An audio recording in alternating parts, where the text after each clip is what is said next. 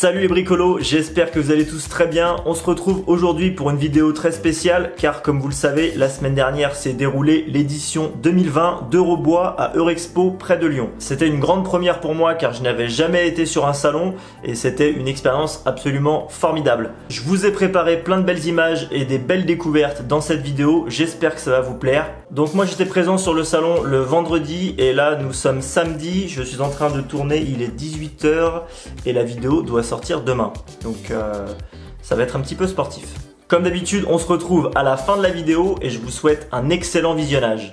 Le salon Eurobois est un salon qui se déroule tous les 2 ans à Eurexpo près de Lyon. C'est absolument gigantesque, mais c'est très bien organisé. Vous avez différents espaces. Un espace première transformation, deuxième transformation, tout ce qui est électroportatif, les fixations, tout ce qui est quincaillerie également et les finitions. On commence tout de suite avec ce que j'appelle le gros matos, c'est-à-dire les grosses machines qui sont utilisées dans l'industrie plus. Donc là c'est une section qui est vraiment très impressionnante parce que vous avez des machines absolument énormes. Vous avez également des porte-outils absolument gigantesques pour du très gros usinage. C'est très impressionnant et c'est à la fois très joli car ces outils sont vraiment mis en valeur comme si c'était presque dans une bijouterie. Donc c'est un côté très marrant. Ça donne un côté vraiment très luxueux, très qualitatif. Dans ces marques-là, on retiendra Leitz, qui est une marque qui existe depuis très longtemps, qui est très connue dans le monde de l'usinage, surtout les porte-outils pour les toupies, les lames de scie circulaire, etc. Mais du coup, ils se spécialisent dans plein de domaines différents. C'est pour ça qu'ils mettent en avant toute leur technologie en présentant des pièces qui sont absolument énormissimes, des lames de scie de diamètre absolument insensé. En termes d'innovation, on a vu des choses qui existent, je pense, depuis un petit moment, mais que la plupart des gens ne connaissent pas, comme le scanner à bois. Donc ça, c'est quelque chose qui est assez impressionnant parce que ça ressemble vraiment trait pour trait à un IRM pour les humains. Donc ça, c'est assez impressionnant à voir aussi. Des grosses machines automatiques qui font 15-20 mètres de long, des choses absolument impressionnantes. On a vu pas mal de CNC également, donc des machines à commande numérique. C'est d'ailleurs de plus en plus la mode, hein. C'est quelque chose qui se développe de plus en plus, qui devient de plus en plus abordable. Surtout la toute dernière CNC de la marque Felder qui va sortir très bientôt et qui apparemment devrait être à un tarif très abordable pour une CNC. Dans la section gros matos, on retrouve aussi toute une partie sur la robotique. Donc là, c'est pareil, c'est extrêmement impressionnant, c'est sympa à voir.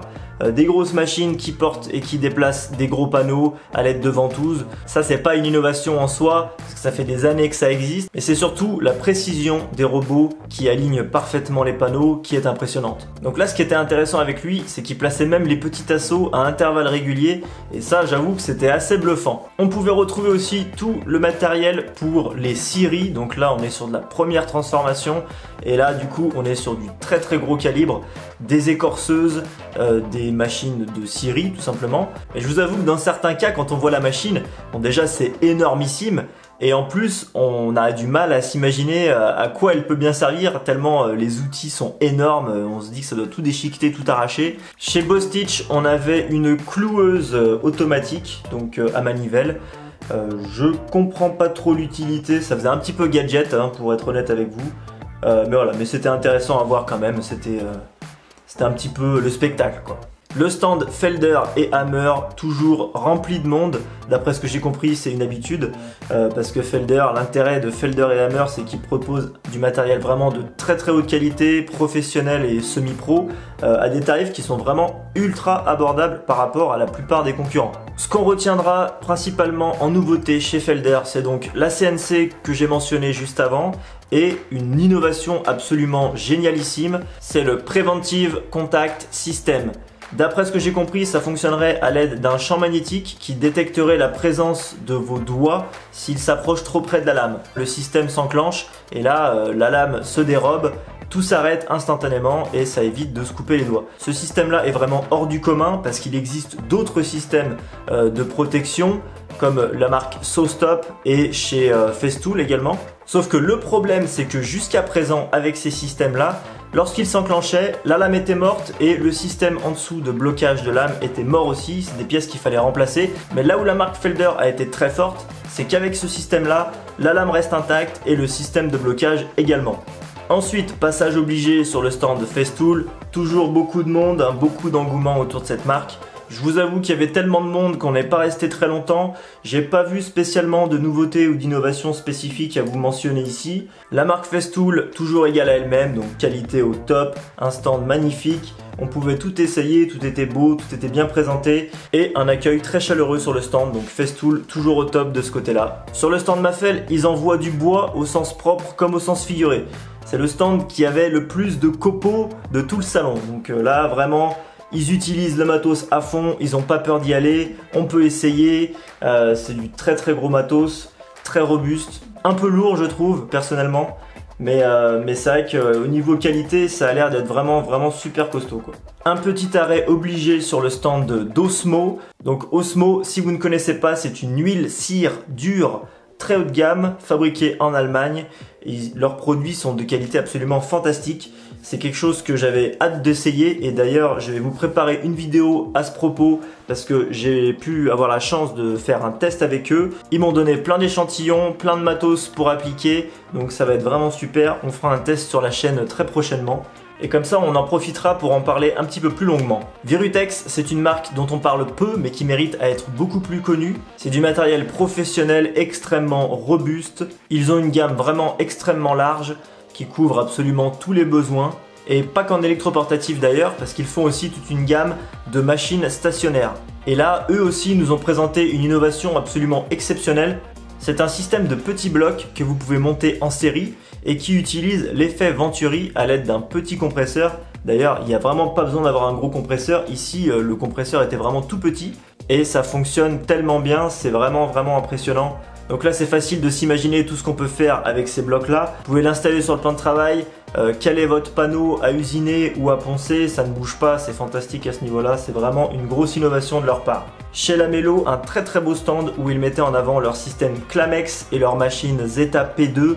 Donc ça, c'était vraiment fantastique également. C'est clair que c'est vraiment pas donné, mais les possibilités sont quasiment infinies avec cette machine.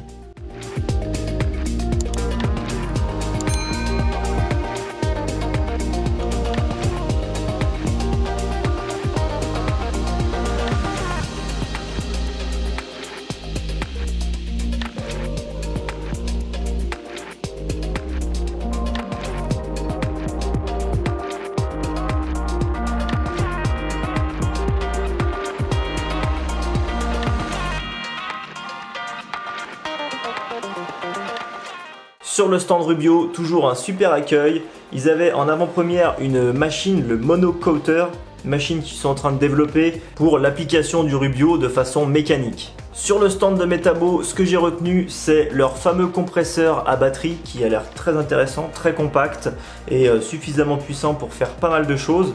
Et cette petite ponceuse qui s'inspire un petit peu du design et du fonctionnement des ponceuses pneumatiques qu'on retrouve principalement dans la carrosserie. C'est vraiment super léger, c'est très ergonomique. Pour du ponçage de finition, c'est clairement ce qui va le mieux. Et maintenant, attention les yeux. Voici le Shaper Origin. Donc c'est une filiale de Festool d'après ce que j'ai compris. C'est une machine que je connais depuis un petit moment parce que ça fait plus de 2 ans qu'elle existe aux États-Unis et au Canada. Et c'est une merveille absolue. S'il y avait une chose à retenir du salon Eurobois au niveau d'électroportatif selon moi, c'est cette machine-là. Pour faire simple, c'est une défonceuse à commande numérique. Elle fonctionne à l'aide de capteurs et se repère grâce aux bandes en forme de domino que vous voyez devant. Et cette machine va corriger tous vos faux mouvements lorsque vous faites un défonçage de précision pour n'importe quel motif. Il suffit de dessiner votre motif au préalable au format DWG pour que la machine puisse le lire. La précision est juste sublime, c'est absolument parfait. C'est une machine qui a été développée par un étudiant au MIT et qui sera disponible en France en précommande à partir du mois de mars. Pour ce qui est du tarif, ils nous ont annoncé 2800 € hors taxe. C'est une grosse somme d'argent. Je pense que ça les vaut largement par rapport aux possibilités complètement infinies que peut offrir cette machine. Pour conclure, j'aimerais remercier chaleureusement le Crieur Public, l'agence de communication qui était présente sur le salon, l'équipe du club VIP Presse pour leur accueil qui était vraiment au top, vous, les abonnés, ainsi que tous les collègues youtubeurs qu'on a pu rencontrer sur place. C'était un moment absolument génial, j'en garde un excellent souvenir, la journée est passée à une vitesse absolument dingue, mais c'était vraiment fantastique. Et pour finir en beauté cette journée, on a même eu la chance de passer plus de 40 minutes en présence de Laurent Jacquet de la chaîne LJVS où on a parlé de tout et de rien. C'était absolument génial. C'est vraiment un mec en or hyper accessible et je le remercie vraiment pour le temps qu'il nous a accordé. C'était un super moment. Voilà, j'espère que cette vidéo vous aura plu. N'hésitez pas à me donner vos impressions dans la section commentaires. N'oubliez pas le pouce bleu, partagez la vidéo à fond. On se donne rendez-vous dimanche prochain pour un nouveau projet. D'ici là, je vous souhaite une bonne semaine et je vous dis à la prochaine.